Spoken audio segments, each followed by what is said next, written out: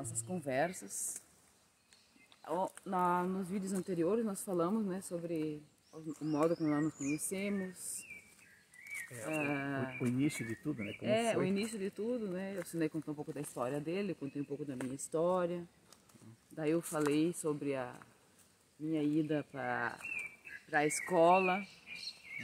E nessa ida ela ficava a 600 quilômetros mais ou menos de onde meus pais moravam.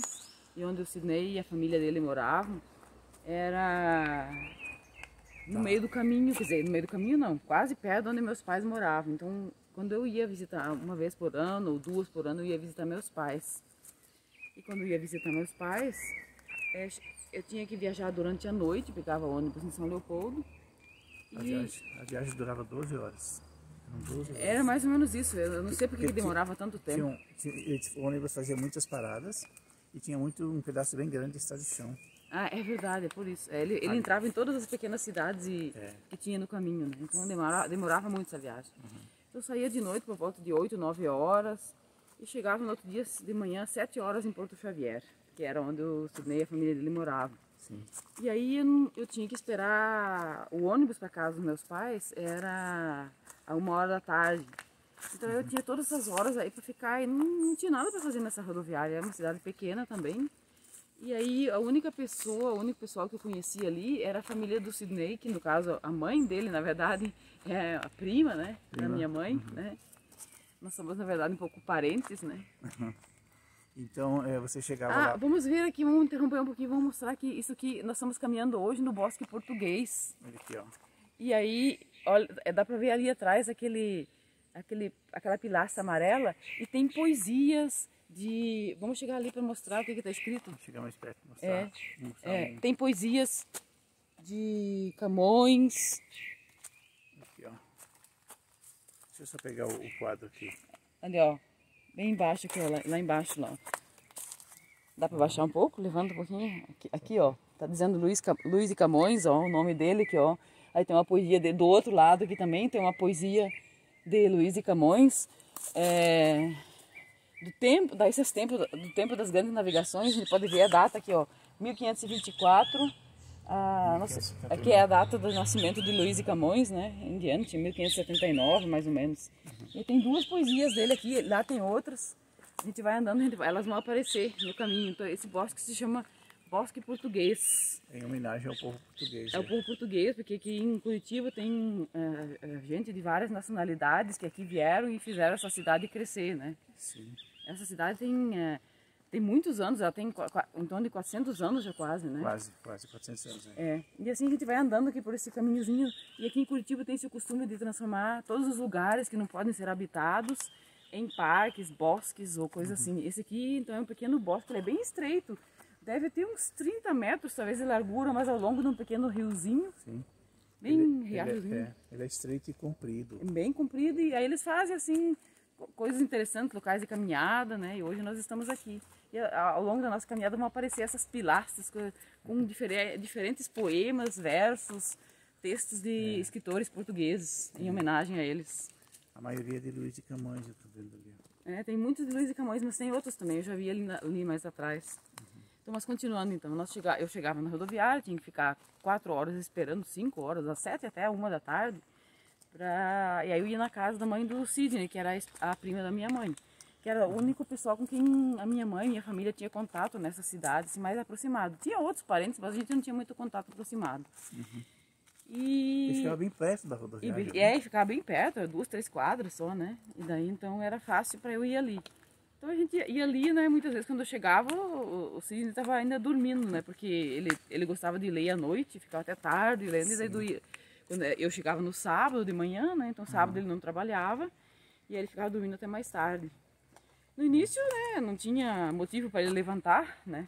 Primeira vez, sei lá. Não, acordava aos sábados com a tua voz lá na cozinha, conversando com a minha mãe e minhas irmãs.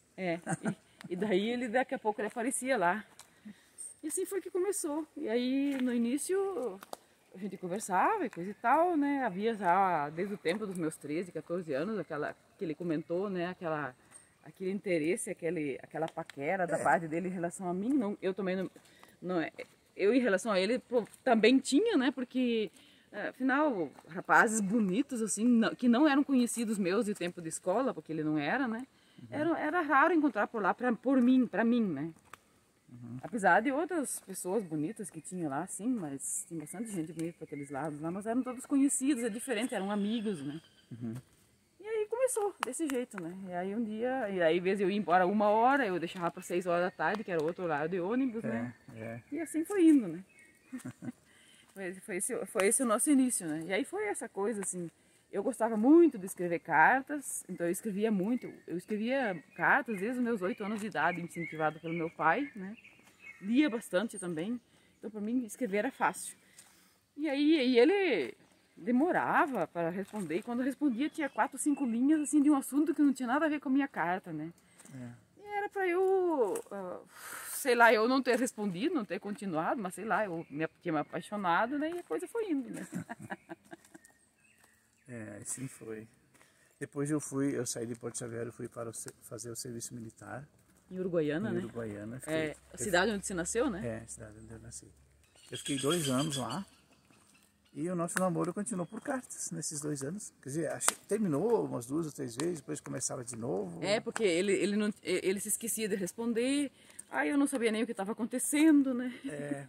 Foi uns 4 anos desse jeito, né? Foi, é que o Uruguaiana ainda ficava mais longe ainda da onde você estava, né? Exato. Então ficamos praticamente aqueles 2 anos sem nos encontrarmos, né? Sem nos vermos.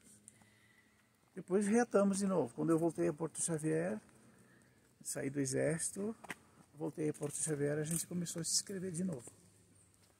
E assim reatamos daí. Aí fui te visitar já um ano depois. Aí eu já não estava mais na escola. Eu tinha um serviço na cidade, em Ivuti, né, que era onde era meu colégio interno, na Grande Porto Alegre, e eu ia fazer vestibular. A minha única saída, porque meus pais não tinham condições de me ajudar financeiramente, era uma outra bolsa de estudo fornecida por uma entidade alemã para fazer o curso no Instituto de Formação de Professores de Língua Alemã, que tinha convênio com a Unicinos nessa época, a Universidade do Vale do Rio dos Sinos, em São Leopoldo. Para eu poder estudar, só podia ser assim, porque essa inclusive dava um dinheirinho a mais, né, assim, um montante a mais para a gente passar a comer e pagar aluguel, a pensão, ou coisa assim, né. Só que o ano letivo na Alemanha começa sempre em agosto ou setembro, né. Então nós só recebíamos esse dinheiro nessa época. E teve um ano que teve um problema ali, e essa chegada, na verdade o normal era agosto, né? E essa chegada desse dinheiro foi para final de setembro. Esse ano foi difícil para mim. Daí então, com esse dinheiro da bolsa, eu tinha como pagar meu aluguel, comer e essas coisas, né? Para vestir e comprar livros, eu estudava, eu trabalhava nas férias, como já comentei num outro vídeo meu. Então, era o único jeito que eu tinha para estudar, com essa bolsa, né? Senão eu não ia poder estudar. E então eu já morava. E daí, essa família onde eu trabalhava quartas-feiras à tarde, fazia faxina na casa, passava roupa, esses serviços todos que eu fazia, disseram que gostaram muito de mim e que eles queriam que eu ficasse com eles, como empregado doméstico, mas eles iam me pagar só um salário de empregado doméstico, mas que iam me ajudar. Tá bom, então. E aí eu mudei tudo, fiz vestibular para direito, porque a filha deles fazia direito. Eu passei e comecei a fazer o curso básico direcionado para direito. Mas o preço, o custo da universidade, que era particular, era muito alto. Eu não conseguia pagar isso com um salário mínimo, né? Mas você me dizia, não, que não é para esquentar a cabeça, que iam me ajudar e coisa e tal. Mas de repente, quando chegou no final do primeiro semestre, terminando o curso básico, eu não via eles fazendo algum movimento de me ajudarem. E eu não estava conseguindo receber, na época era o crédito educativo, né? Tinha me inscrito e tudo mais, né? Então não saiu para mim. E eu pensei assim, eu não posso continuar. E outras coisas mais que influenciaram também, no comportamento, inclusive, do meu patrão, né? Que parecia que estava querendo alguma coisa a mais comigo, sempre tinha que me desviar disso. Então eu disse assim, chega. Eu voltei, retomei a decisão fui falar com o diretor do curso superior de língua alemã e disse para ele que eu queria voltar e queria fazer esse curso. Só que daí na universidade já tinha passado o prazo de fazer transferência de curso, né? Sem fazer vestibular. Eu tive que fazer o vestibular de novo. Foi até bom, o resultado do meu vestibular foi muito melhor do que antes. E então eu fiz o vestibular para letras, português, alemão, né? E o diretor me inscreveu na lista dos bolsistas e eu passei então a fazer esse curso na universidade lá voltada para a língua alemã e língua portuguesa. Não era meu objetivo inicial, mas era o que eu podia fazer. E me abri para isso. E aí nesse ano, quando eu estava morando nessa família, o Sidney veio me visitar em Ivuti. E aí, claro, a escola ainda era muito recente, nós íamos passear no pátio da escola, sentar lá nas escadarias do local de atividade física. Foi um ano muito, muito agradável, muito bonito, muito saudoso. Eu gosto de lembrar daqueles momentos lá. A gente estava longe um do outro, você estava começando a universidade. Sim. Fazendo o primeiro ano e eu morando a 600 quilômetros longe dali. Mas era agradável, a gente enfrentava aquele ônibus com muita vontade. Lembrando os momentos que a gente vai do encontro, né, de onde vai. E o que nos conectou mais mesmo, o que nos trouxe, eu acho que o que nos trouxe mais afinidade entre nós, que nos definiu o nosso namoro, foi uma vez que eu fui visitar, por causa que você precisava de alguns documentos. Sim. Sobre a tua... eu era de menor, né, menor de idade, e sempre queriam que meu pai assinasse os documentos na universidade. Eu não tinha como eu levar meu pai para lá para assinar. E naquela época não era como hoje, que é fácil tudo, né? Então eu tive que fazer como é que a gente fala? Emancipação. Isso. Um documento de emancipação. Então, mas para isso precisava da assinatura do seu pai e mais outros documentos lá. Daí eu fui, quando eu voltei de Ivuti, eu fui para São Nicolau, teus pais moravam lá. Não moravam mais na vila que moravam antes, atravessaram o rio Juí. Aí eu passei um dia inteiro lá, uma segunda-feira lá com eles, com o teu pai. E criou-se então uma intimidade maior, uma afinidade também com os teus pais, né? A forma com que a gente se relacionou ali, ele trabalhou ali. Então, foi ali que a minha mãe me perguntou quais as suas intenções comigo, hein? Isso, a tua mãe chegou, antes de eu ir embora, ela me puxou para um lado e falou assim, quais são as tuas intenções para com a minha filha? Aí eu tive que assumir, né? Acho que o noivado aconteceu ali, viu? Nós vamos caminhar do lado de fora ou vamos continuar por dentro? Podemos caminhar pelo lado de fora. Daí, agora a gente vai sair da trilha que está dentro do bosque e vamos caminhar ao longo do bosque pelo lado de fora, que também é legal. Vamos pegar do outro lado ali que tá fazendo sombra nas árvores. Para a esquerda aqui, ó. Para a esquerda? Para a esquerda aqui. Tá bom. Ali tem a pinguela que vai dar lá, tá vendo? Tem também, mas ali já tem indo, né? Ali vai dar no outro lado do bosque. Vamos voltar aqui por esse lado aqui que tem bastante... É uma rua bem tranquila, né? Bastante. Aqui já é residencial, do lado direito. Do lado direito tem bastante casas, residências. Muito agradável aqui. Pois é, daí eu digo, acho que aquele dia que foi efetivamente o noivado, viu? Foi tua mãe com a postura dela, a posição dela. Que definiu, fez eu tomar uma decisão. Bom dia! Bom dia! Daí, mas aí... Nós éramos totalmente inexperientes, né? Eu já sempre tinha lido desde jovem muita coisa sobre relacionamento de casal nas revistas que eram escritas para adolescentes. Então tinha artigos, às vezes eram de psicólogos, sei lá, terapeutas. Eram revistas que tinham também fotonovelas dentro, mas sempre tinha artigos interessantes de crescimento, de conhecimento sobre relacionamento entre as pessoas. Entre rapazes e moços e falar, claro, isso é relacionamento de casal, né? E eu aprendi bastante coisa ali. Não sei se o Sidney já tinha lido alguma coisa sobre isso, mas a gente era muito ignorante, né? Muito sem conhecimento das coisas. A gente foi fazendo assim, foi vivendo, a vida foi se apresentando e nós fomos encarando a vida e vivendo, né? Então muitas coisas a gente fez assim, mais no achismo do que movidos pelo conhecimento. Eu tinha um pouco de conhecimento, né? Então isso me ajudou bastante.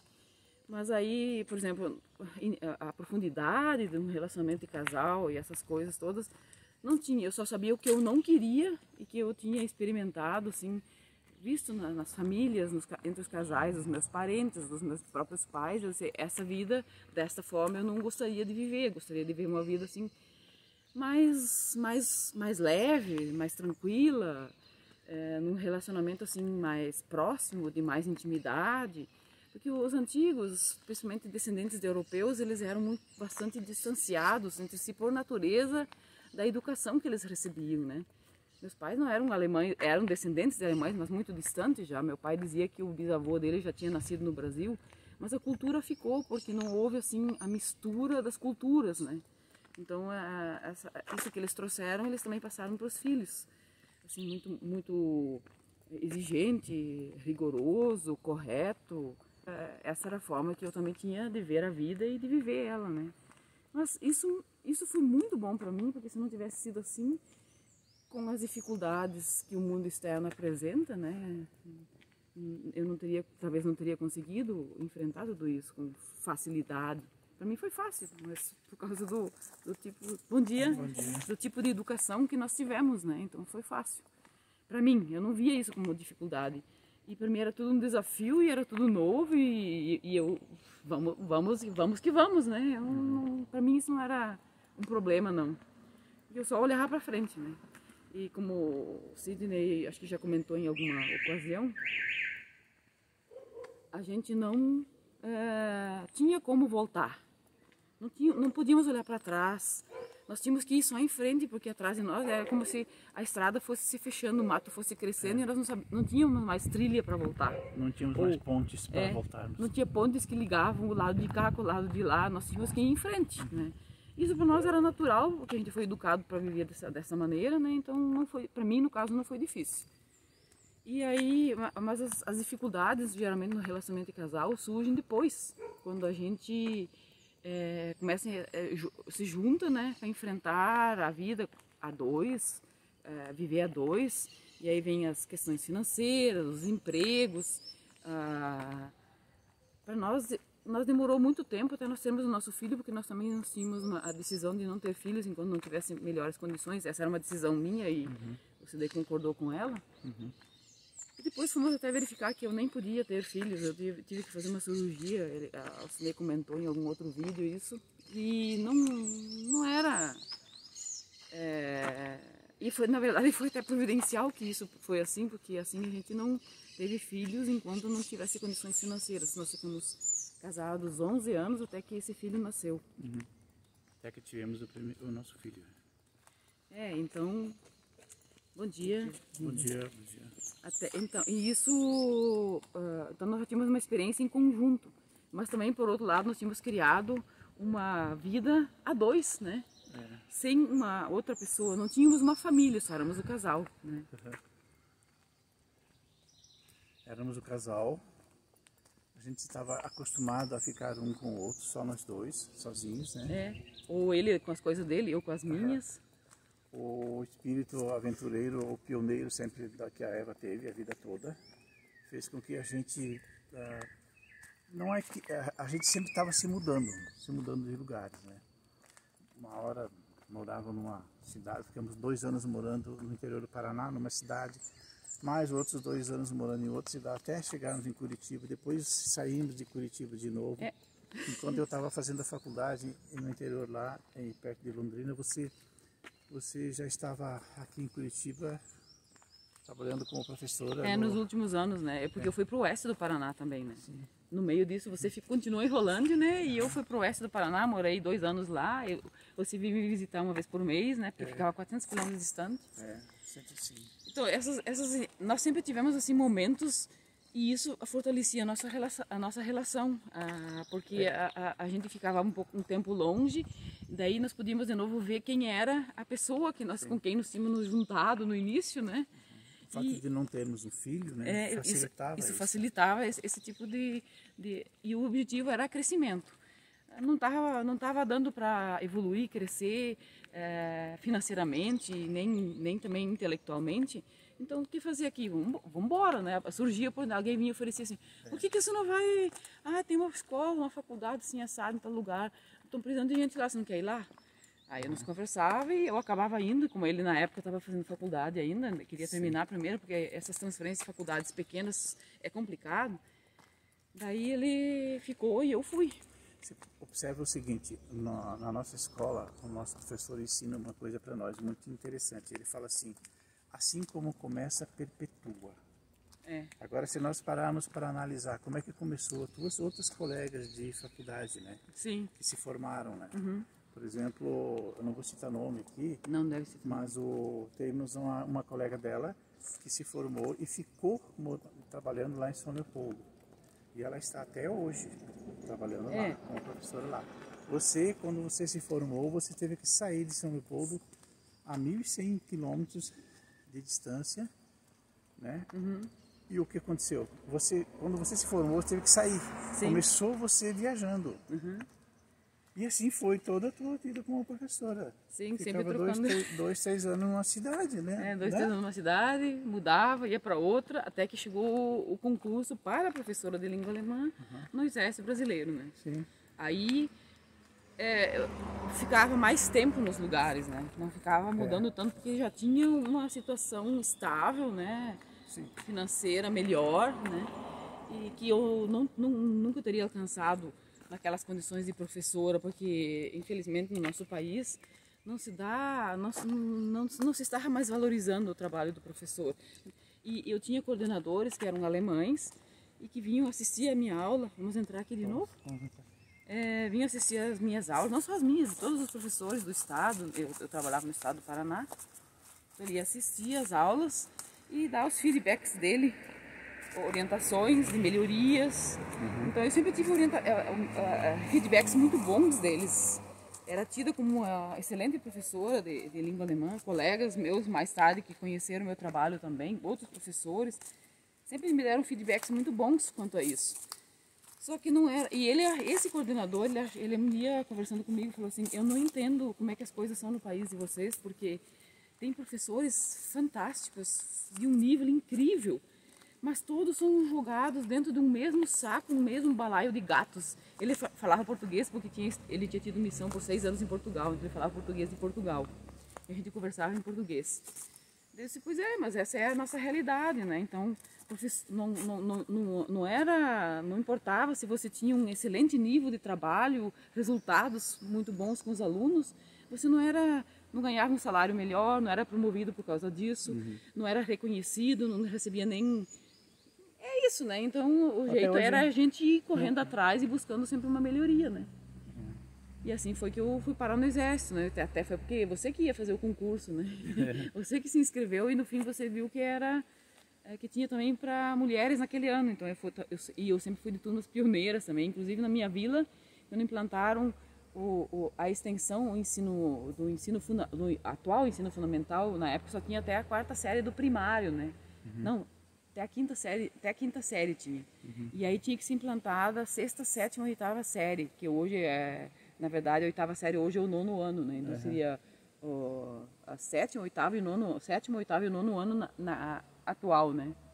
E aquilo foi uma confusão, porque precisava de documentação legal para isso tudo acontecer. Então, nós não tivemos aulas regulares normais, né? Nós fomos ter aulas quase no final do ano.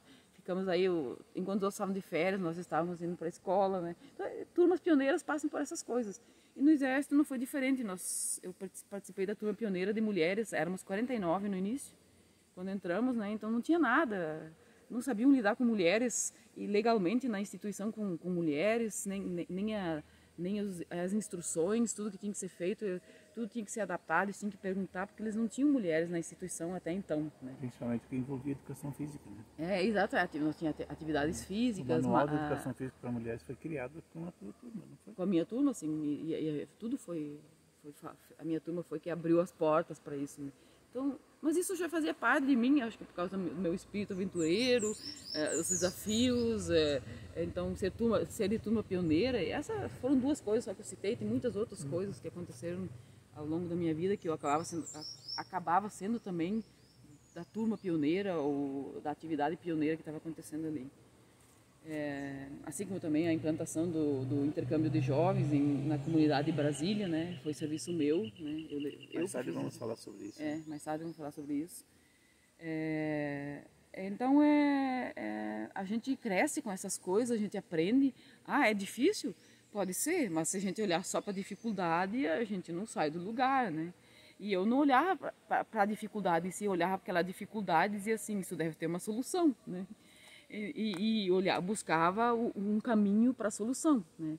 E essa é uma coisa que nós aprendemos na escola com o professor, né? Nosso professor Hilário, na Escola Vida, que a gente tem que estar focado na solução e não no problema, porque o problema já está aí.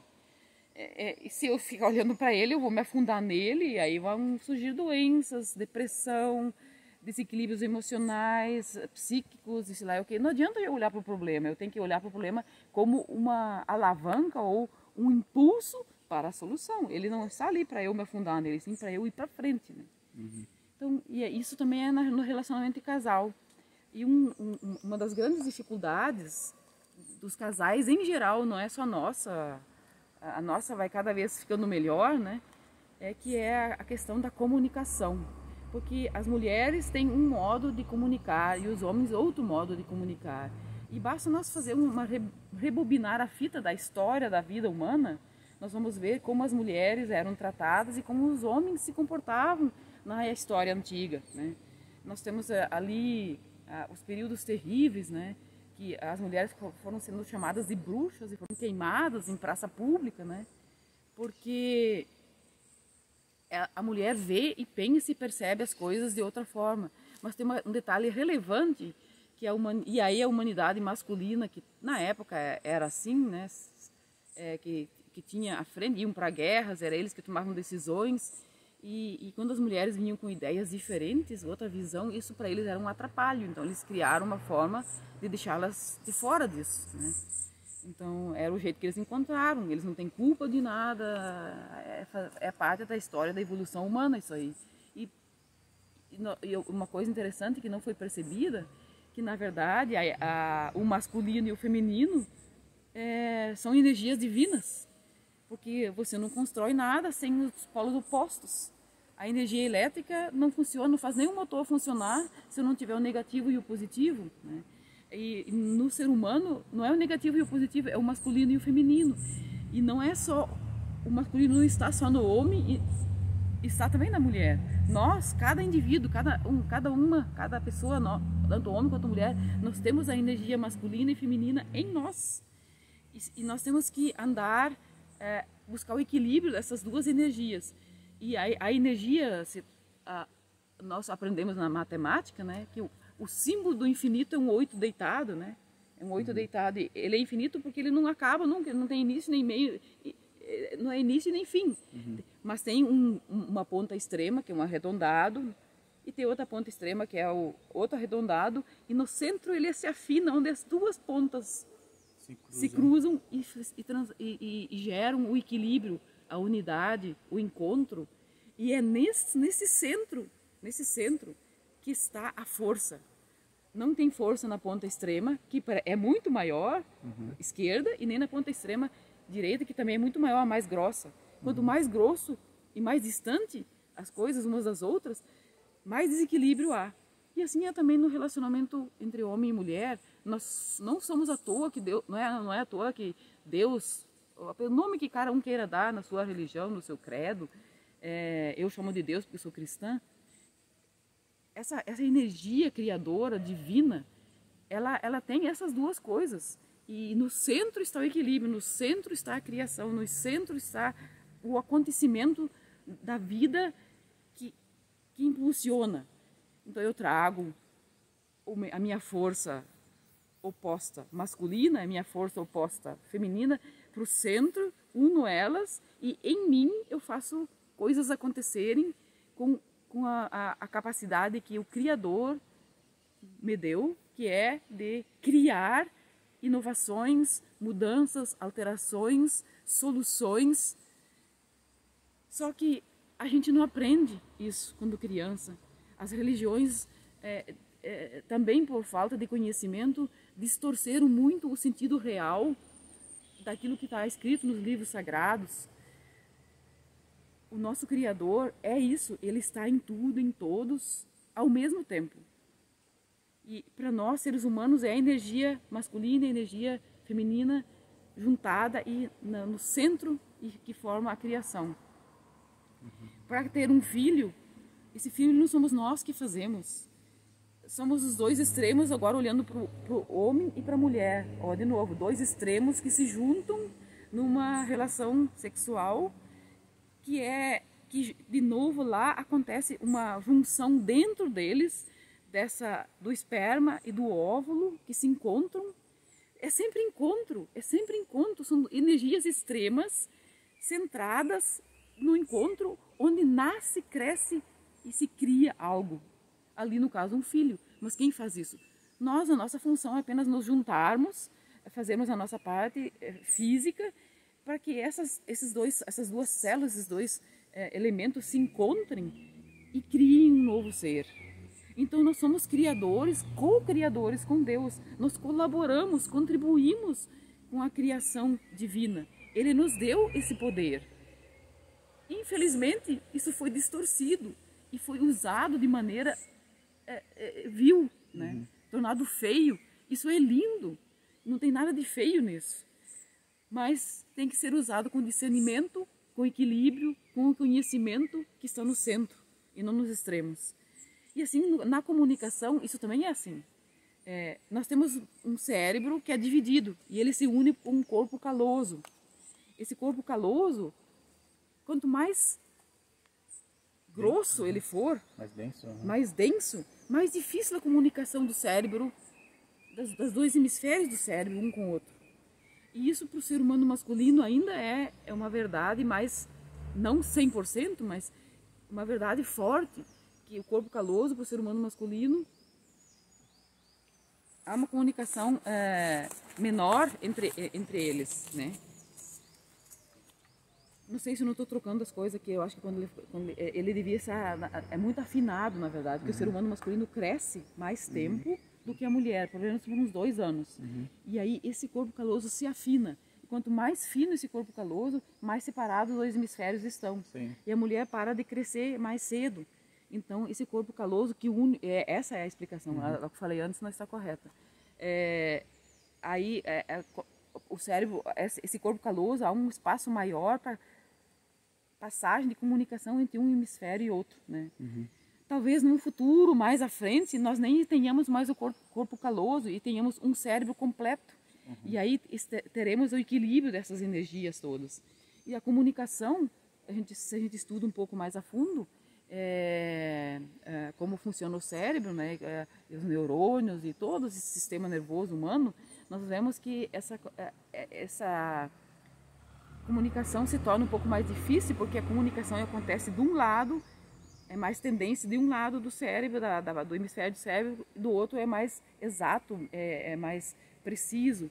Então não há uma comunicação muito precisa entre os dois hemisférios. E para o ser humano masculino, por ter o corpo caloso mais afinado, não 100%, mas sei lá, 98%, 95% das pessoas humanas masculinas têm isso, assim. Então a comunicação para eles é mais difícil do que para nós. Não que seja muito fácil para nós também, mas é mais fácil. Nós mulheres vemos e nos comunicamos com mais facilidade do que o ser humano masculino de modo geral. Você me dizer, não é 100%, né? E isso dificulta o relacionamento entre homem e mulher quando são um casal, né? Porque ela diz uma coisa e ele entende outra. Ele diz uma coisa e ela entende outra, por causa dessa comunicação dos hemisférios do cérebro, né? Então nós temos que buscar uma forma de nos comunicarmos, temos consciência de que isso é um fato físico e que dificulta a nossa comunicação. E isso também, né, nessa questão, na antiguidade foi colocado, como eu falei antes, que os homens eram os que decidiam, então eles eram os certos e as mulheres eram as erradas. E como eles não entendiam como as mulheres pensam, elas não tinham nem vez nem voz, depois que tudo isso começou a acontecer, né? Então elas eram as erradas, elas eram pessoas que não sabiam das coisas. Na minha no meu sistema familiar, e acho que no seu também, né, ainda havia expressões, as pessoas não falavam palavrões no nosso tempo. Eu não cresci ouvindo palavrões. Sim, discussões e brigas, sim, mas com palavrões, não, isso não se usava. Se usava outras expressões, como do tipo, os homens diziam para suas esposas, você tem uma memória fraca. Né? Para não dizer outros palavrões, para não dizer outros palavrões. A memória das mulheres é fraca. Né? Só porque elas pensavam diferente. Porque elas pensam diferentes e entendiam diferentes aquilo que eles não entendiam. Né?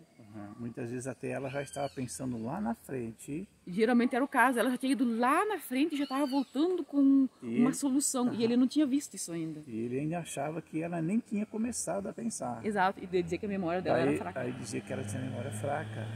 E as mulheres simplesmente, eu via muitos homens mais antigos falarem isso das suas esposas. E as mulheres simplesmente então ficavam quietas, ficavam no silêncio, que elas entendiam que quem é que tinha memória fraca, na verdade não era ela. E ela não tinha como explicar, porque não tinha conhecimento, assim como ele também não tinha conhecimento. E muitas vezes aí que daí surgiam os desentendimentos. Por exemplo, o nosso professor sempre fala que nós temos que criar um espaço seguro para que eu, mulher, possa colocar o que eu penso, sinto, vejo e percebo, e ele, homem, possa colocar o que sente, vê, percebe e observa, né? O que é esse espaço seguro? Esse espaço, e não pode haver, quando eu estou falando e me colocando, a colocação de responsabilizar o outro por alguma coisa ruim que eu esteja sentindo, por alguma coisa ruim que esteja acontecendo comigo, que o outro não tem essa responsabilidade. Eu tenho que colocar no sentido para o outro, eu percebo assim, eu sinto assim, e explicar para o outro, porque nós não temos o dom de ler o pensamento uns dos outros. Então, mas Deus nos deu essa possibilidade da comunicação, e ela tem que ser trabalhada e afinada e chegada ao centro, para que, por exemplo, vamos pegar um exemplo real do nosso convívio. Nós estávamos conversando ontem, já estávamos indo para um caminho que não estávamos nos entendendo. De repente chegou no ponto em que é o ponto. O ser humano masculino, por ter tido por milhares de anos, isso vem com ele nas células, é herança do sistema familiar, do coletivo, que o ser humano masculino é o certo, não erra. Isso foi assim por muitos séculos, milênios até. É difícil para um ser humano, mais difícil para um ser humano masculino dizer que comete erros do que um ser humano feminino. Não que mulheres não façam isso, elas também muitas negam os seus erros, né? Mas para os homens isso é mais difícil, admitir que eles cometem erros. Ou que somos falhos. Mas nós somos falhos. Por natureza, nós fomos criados assim. Então essa comunicação se torna difícil nesse sentido, porque daí eu tenho uma dificuldade e não consigo colocá-la para o outro. E aí quando eu vou colocar, eu coloco de um modo como se o outro fosse responsável por não entender a minha dificuldade. Esse é o caminho, o caminho errado. Uhum. O outro não é responsável porque não está entendendo a minha dificuldade. Eu sou responsável para comunicar para o outro ou para outra qual é a minha dificuldade e pedir para ele ou para ela, você me ajuda, eu tenho dificuldade com isso. Mas se você me ajudar e tiver paciência com a minha dificuldade, eu chego lá, eu consigo. Qual é o ser humano que vai ouvir uma frase dessas, um ser humano de bom coração, né, que vai ouvir um pedido desses, que não vai se solidarizar, que não vai se disponibilizar, contribuir para que a pessoa possa crescer, né?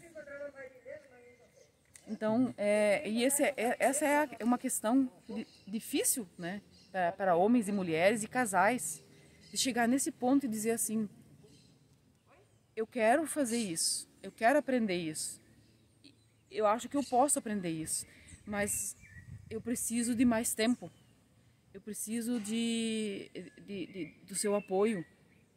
E isso é reconhecer que eu sou limitada, que eu sou limitado, né, para o outro.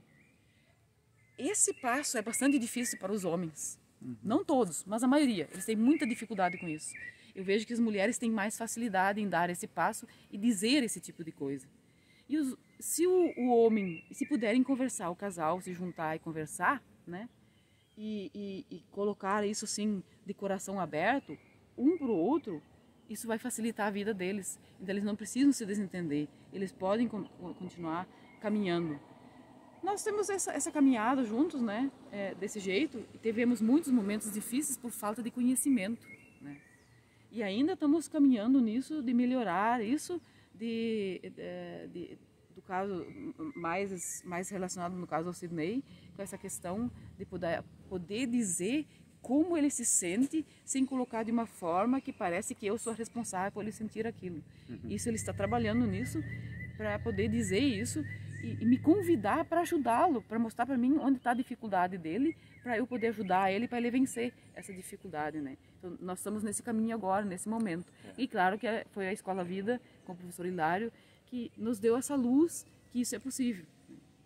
E as mulheres muitas vezes também têm mais facilidade, aprendem mais rapidamente algumas coisas que são relacionadas ao relacionamento humano do que os homens. Então as mulheres têm que aprender a ter mais paciência, mas os homens também precisam aprender a dizer: eu preciso de mais paciência, eu preciso de mais tempo. Não é? É isso aí. Essa é a questão. E aí a gente pode continuar junto, sempre arredondando, vindo para o centro, o 8 lá, né? Infinito, né? Dos extremos, por sempre dançando. Eu estou no extremo, mas eu venho para o centro. Estou no outro extremo, eu venho para o centro. Tanto um quanto o outro e os dois juntos. É isso. É isso aí. Obrigado pela mensagem de hoje. Foi muito bacana.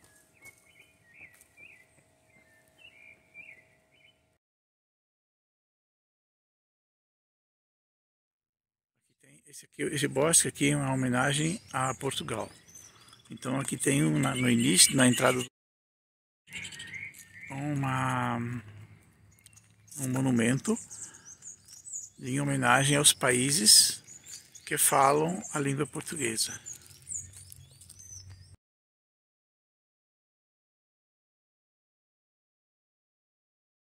De Fernando Pessoa. Ó mar salgado, quanto do teu sal são lágrimas de Portugal. Por te cruzarmos, quantas mães choraram, quantos filhos em vão rezaram, quantas novas ficaram por casar, noivas, tem um i aí no meio, quantas noivas ficaram por casar, para que fosses nosso, ó mar.